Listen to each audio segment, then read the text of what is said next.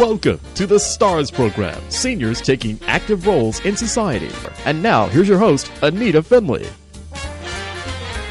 Laura Belgrave, she is so many things to so many people, but to us, she really put me onto social media a few years ago when it was, what's social media? And Laura did a beautiful presentation when she was at one of the healthcare facilities. And she, of course, is an author and so many things. And I said, why don't you come on the show, Laura, and teach us all about social media? So welcome to the show, Laura. Anita, thank you so much, and I appreciate you having me. Well, you know, the interesting part about this is and I told you this, that when you did that presentation, a beautiful slide presentation, it must have been 4 years ago, a long time. And I looked at all of it and I said, wait a minute, this isn't stuff I know about. And over the years, you have brought me and so many other people into the world of social media. So why don't I'm just going to let you talk to people about when someone says social media, what does that mean? You know, it's very funny, Anita, because really I think more appropriate than social media probably is the term social sharing. Because what everybody does on social media, and by that we are talking about, say, Facebook, Twitter, Instagram, Google, Pinterest, you know, and new and emerging technologies that make this possible. Everybody is just having a good conversation out there. Twitter, for example, in just 140 characters. I don't know how you have a conversation that way, but it's very, very popular. And, of course, the king of them all right now, and which has been for quite some time, is Facebook. Those are all social media platforms. But I think of them more as social sharing because people get on those platforms to share. They share, we know this, they share their pet photos, which are supremely popular, their photos of their children, their families. If they're traveling, where they've been, it's kind of like, think of it in terms of a constant stream of postcards, because that's what it is. And, of course, during the political season, as we are right now, they share a lot of that, their opinions. Occasionally there are little fights that break out on these platforms.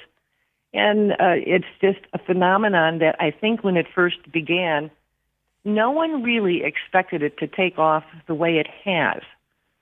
And it continues, even though I've been working in this field now for some time, it continues to astonish me just how rapidly it grows. And every time you think there can't possibly be one more element to this, something new begins to emerge. Okay, so Laura, what happened before this all happened with social media? We sent cards, we sent letters. There was Blue Mountain. I do remember we sent a lot of birthday cards and sympathy cards over Blue Mountain. But, I mean, did that disappear now?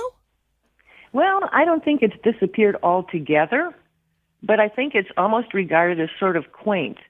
You've noticed, you know, for example, during the holiday season, you're seeing fewer and fewer actual cards coming into a home. Well, first of all, they are pricey now to mail out.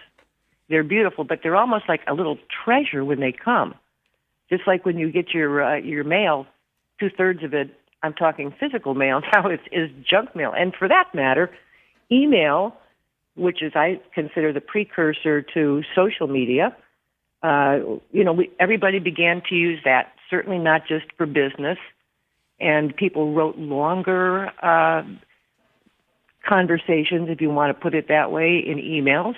Now it's primarily a business tool, I would say, more than anything. And we all relied on that.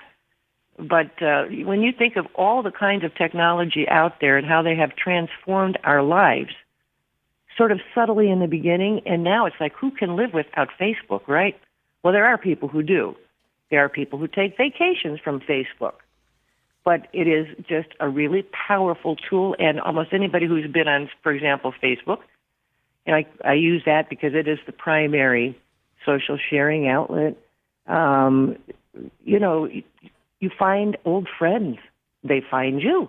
People, I've had friends from elementary school who I now am friends with on Facebook. And, of course, business, which lagged a little bit. I don't think business took it seriously. Now, business is all over social media as well.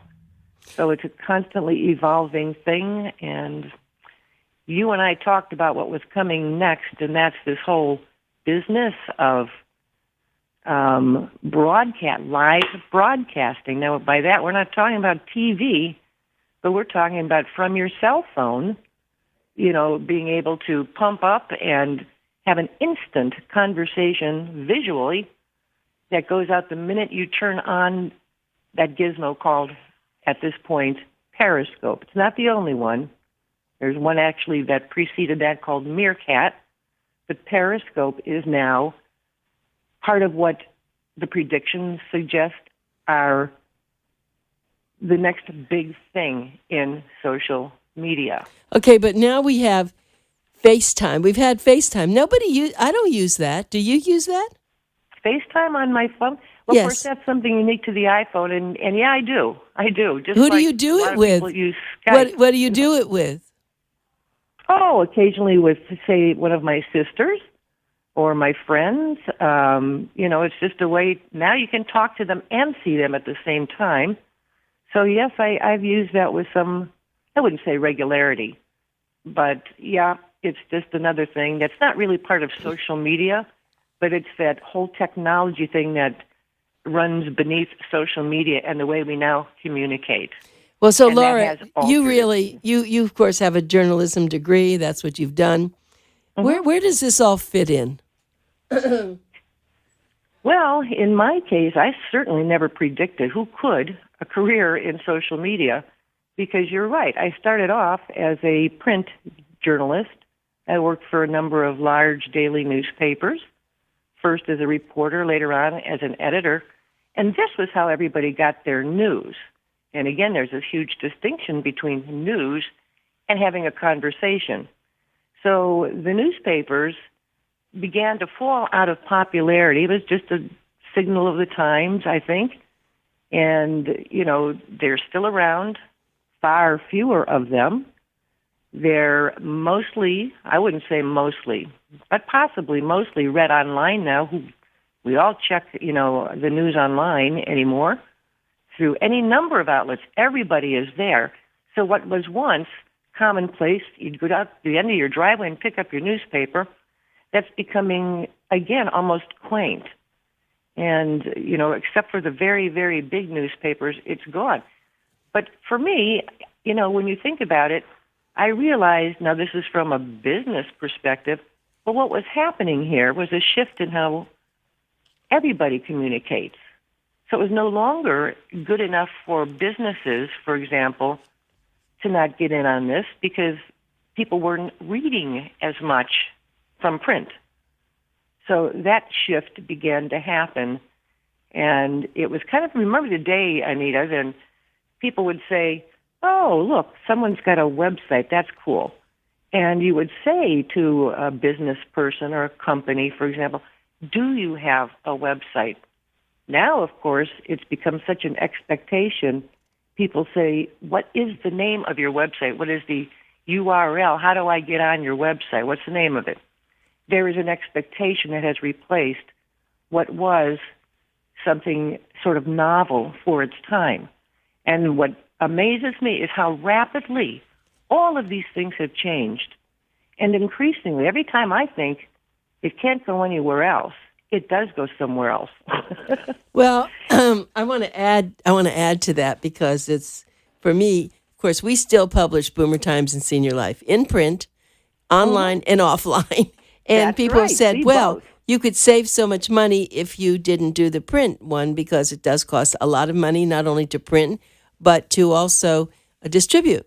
And I said, but our readers are not, I don't believe they would like to just go online to read this magazine. So I have not gone into that yet. I don't think I'm going to give up the magazine, just like there are many magazines out there. You see them, you go to the beauty salon, you go places, you sit and you read a magazine. Right. So they're not, that kind of communication is not gone yet. And I really hope it never does. I don't think it will.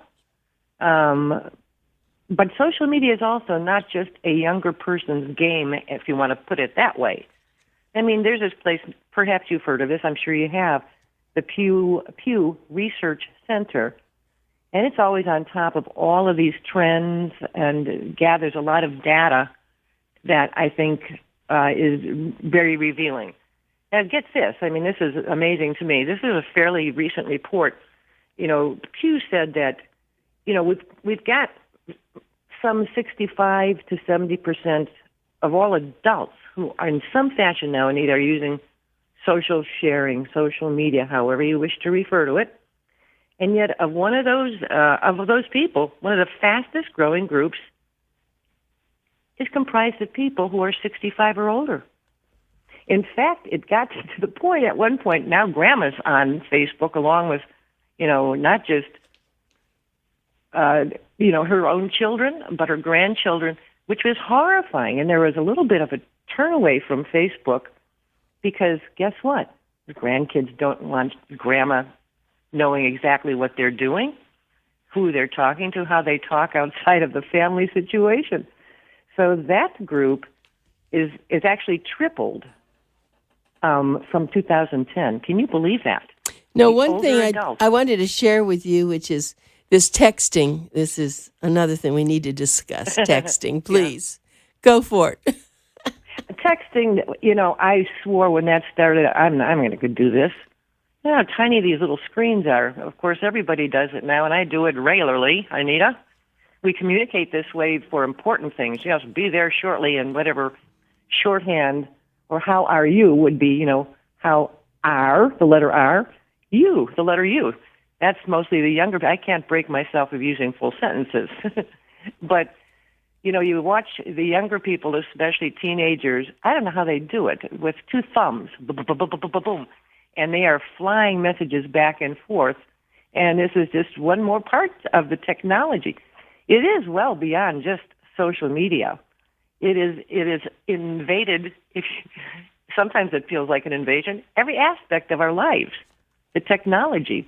And we have grown to love it. At the same time, we loathe it. You know, it's like, can we just turn that phone off? Think about how many things are binging at us all the time now, Anita. And it used to be just one little telephone in the household, and it was wired to a wall, remember? And the cord would get all stretched out of shape. I guess I'm aging myself or dating myself now, but this is still so vivid in our world. I have to tell you, Laura. Sharing, a lot of time you get, or social media, you get people who post, remember this? Right, well, I still have a phone. I have what we call a landline. Yes, me too. I'm not ready to give that up just yet. Now, in my mind, you know, it's kind of for a practical reason. If we had a hurricane, your cell phone might lose power, then you're not going to reach anybody. And cell phones aren't always that reliable anyway. But yes, can you imagine if your grandparents were still here? What would they think of this? Remember when the microwave came out? And all of these things that in our lifetimes we have seen change so rapidly from a point in time when almost nothing was happening until electronics burst on the scene. And now it's just so commonplace. You know, so, go to a restaurant and my goodness, you know, people can't put their cell phones down. Right. So, Laura, what I want everyone to know, Laura Belgrave is my guest, and she's updating us. She's getting us into this social media, what she calls social sharing, which is really a great name. I'm going to give you a website for you to go to because it would be interesting. We've always feel that we have sophisticated readers and listeners at Boomer Times. And here's a person who can talk your language, your level, and she is willing to consult with you. It won't be a lot of money, but you could call her and she could deal with all these issues. Maybe you have questions and maybe you want her to get you caught up to speed. You may be a business, a small business. You need some help. You may just be an individual at home. But let me give you her website first, and then I'm going to give you a phone number. Her website is everonwardmedia.com. I'll repeat that. Remember, this is Pencil Talk Radio. It's everonwardmedia.com. And I believe that we're going to give your phone, but it's a cell phone. Do we dare do that? They can find that on my website. Okay. So, Let's yeah. just do that. We'll leave it that way so that she can get some sleep. Everonwardmedia.com. And if you are having a celebration, she is a videographer now. I mean, she does beautiful work. She's done that on a lot of our websites personally for the expo and for our Cure Symposium. And so I just recommend her because this isn't some big company you're going to have to worry about. They come with all their photographers and they speak a language you don't understand. She's been in the healthcare field. She's been working with her sister, Leslie Curtis. You've heard Leslie on our show. And I just think that it's so nice of Laura to give her time today to do this. Now, Laura, I want to back up on something. Are you still writing your mysteries? Don't I wish, Anita? Oh. It's a matter of time. And, again, I never anticipated going into this particular field because it didn't even exist. So how could I? But when you think about it, it is communications. Newspapers were communications. So when that began to do a spiral and take a nosedive, and then online came in a smallish way, as I said, there was email, I realized communications were shifting. And as it shifted, I would think, what's this? Well, I better learn that because this is how people are communicating now. And as soon as I would learn one thing, my goodness, there was something else. What's that now? Of course, we haven't talked about it, but as you well know, video is so hot, Anita. I mean, it is so popular. Everybody knows that Google is the number one search engine. But actually, video on YouTube is the number two search engine. Billions of minutes of video are uploaded almost every day. Billions. And so everybody's using that too. And again, people fire up their cell phone because you can take, with your cell phone, pictures of your animals cavorting on the floor in front of you and get that on YouTube that fast. So that's another big thing. And I certainly wasn't intending, I've always liked photography, and that was back in the day where every camera was big and heavy and clunky and made of metal, not plastic. And now I saw that it was going in that direction too, and I thought, I better learn that.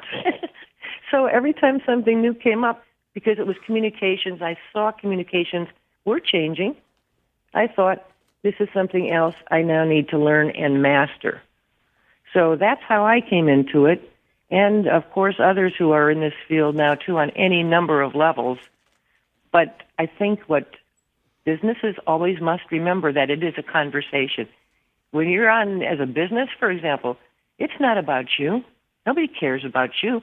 They care about their interests, and we know what those interests are, and they want a conversation. So when businesses do nothing but try to sell on social media, I think that's a mistake. And in fact, Facebook has begun to sort of penalize businesses because they don't want that to be the only thing in front of their audience's face is essentially advertisements. You got a website as your advertisement, essentially, So it's all shifting, and it's a bumpy ride. If you're working it from the business aspect, it's a bumpy ride because unlike an average user, say on Facebook, you just go, you make your post, you're done, you've communicated, you've had some fun. But from a business perspective, beneath the belly of Facebook is a lot of technology and analytics and things to look at and figure out, are you doing the right thing with it or not? And so from both just an everyday casual user's viewpoint to a business viewpoint, these things have impacted our world in a way that will never change, except to go forward and into new areas we probably can't even anticipate at this point. But it's certainly not going to go away. Well, one thing that I have noticed, though, as you were saying about advertising on Facebook, I've also noticed that people overdo this on Facebook. Sometimes they show you a picture of their baby every single day. I mean, there's a certain amount of people's ego that just almost becomes narcissistic That's a good point, Anita, and you're right. There are some people who just go overboard, and I suppose having a new baby or something like that, it's almost inevitable. But yes, that's also one of the most disliked things on Facebook. Now, nobody would say that to a young mother to her face. If I have to see one more picture, so we're all growing up with your child, and he or she is lovely, cute as a button. But do we need to see that all the time, a couple times a day? And the other thing that is often both loved and hated, depending on your point of view, are all those pet photos. Right. Now, I confess I've got 2 cats, and I occasionally throw something up about them or just an anecdote about them. But whatever we share in our real lives, or what used to be within our immediate orbit, our family and our close friends, who we could actually still get to in a short car ride, not anymore so much, that's being shared. And I worry sometimes for younger people who don't think through what they're doing. When you put something personal out there, what's out there lives there forever. And I'm just stunned sometimes by how personal people on these sites. Because you're absolutely right. Laura, that's a very important issue. We have a couple of minutes. I just hope people who are listening, especially our older adults who are on Facebook and they love talking, be very careful what you put on Facebook. You can go ahead and do it on an email to someone, but to put it on Facebook, you'll never be able to turn it back. It's there, and sometimes people say things that aren't so friendly. So be very careful. My Facebook, anything I do on that is pretty generic, and it's thanking people or something. But personally, I really like to talk to people on email, and I know it's a very big subject, and you've done a wonderful job this morning, just giving us a taste. It's like an hors d'oeuvre of what's out there. But what I suggest people to do, and I really mean that, whether you're a small business listening or you're a club, a member, and you want your club, Laura would be available for speeches. So if you want to have a good speaker to come and talk to your club about social media, and she can help, we're very fortunate to have Laura Belgrave in our world to do this. She's smart and she's very nice. And remember, her website again is everonwardmedia.com. everonwardmedia.com, and she also does videography. She will help you with writing things up if you need a newsletter done. She's an extraordinary writer. So we certainly, and we can push the Claudia Hershey mysteries too. You can get on the website and see some of those if you would like. But we thank you so much for being on our show this morning, Laura. It really was wonderful, and I hope you have a great holiday. Oh, Anita, I appreciate the opportunity to talk with you anytime under almost any circumstance that I can. And I thank you for that. Looking forward to the holidays. I am way behind on shopping and anything else. And but we will see you. I'm not alone. We'll see you at the Boomer Expo, I hope. That's coming up, of course. Yep, I look forward to that. Thank you so much, Anita. Thank you too, Laura. Bye. Bye-bye.